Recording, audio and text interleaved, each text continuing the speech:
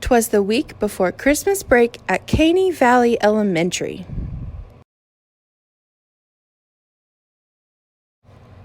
'Twas the day before winter break, and all through each class, the teachers were scrambling each minute that passed.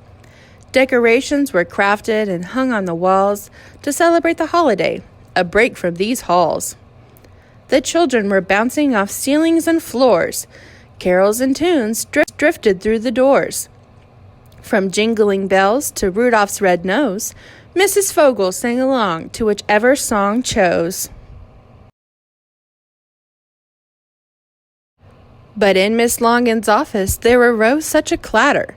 Mrs. Edwards ran to see what was the matter.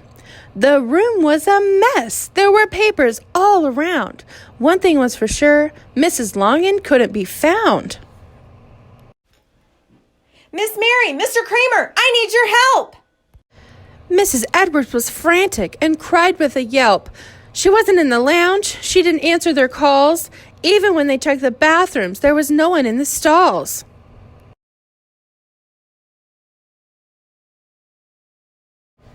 She wasn't in the closet or stuck behind the door. She wasn't underneath her desk or hiding in a drawer. They whistled and shouted and called her by name. Mrs. Longan, this isn't a game. At least we know she's not up in the sky. Tired from their search, they sat down with a sigh. Mr. Kramer decided to peek in every room. Perhaps she was sweeping up with a broom.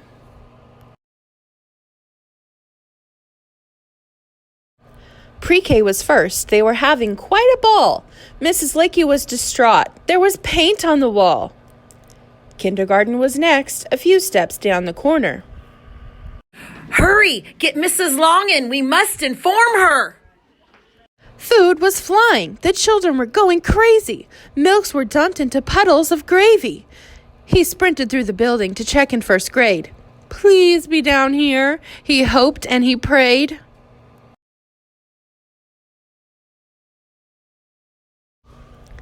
The chaos that erupted brought him to a stop. Mrs. Smith was leading a dance class, the hop, drop, and plop.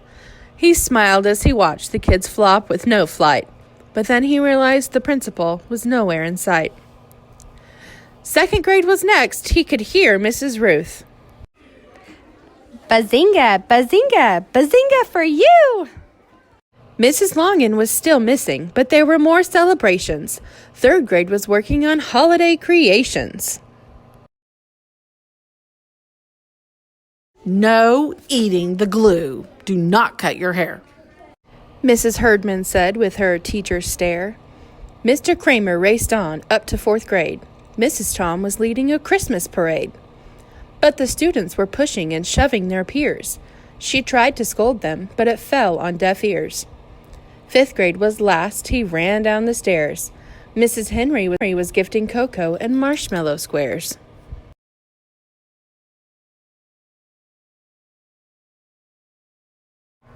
This is all we get? One student decided to question. You should be more grateful, she replied with her suggestion. With nowhere left to look, Mr. Kramer returned to the office. Wherever she is, I hope she's being cautious. All of a sudden, there was a boom and a blast. From Mrs. Longan's office came a loud crash. He creaked open the door, and to his surprise, in the now spotless room stood someone in disguise. He didn't know what to say. He couldn't believe his eyes.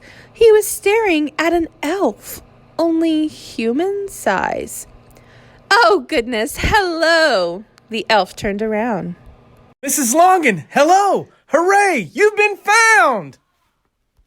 Yes, it is me. I am sorry if you were worried. You see, I had an errand to do in a hurry. It was a long journey to and from the North Pole. It was a busy day making gifts and bagging up coal. As a school principal, I must give Santa my report. On the pupils I lead, to forgive and support. There are many students here at Caney Valley. As I told each story, on his scroll he kept tally. He sent his apologies. We heard you had quite a day. Thank God it's Friday. Our break is hours away. But before we go and send the students on their way, I must make an announcement. I've got something to say. Boys and girls, teachers and staff, it's been a great semester with learning and laughs. As you leave for break, remember that we love you. Make smart choices and think before you pursue. Of course we will miss you, but the weeks will fly by. Have a very Merry Christmas, and to all I say, goodbye.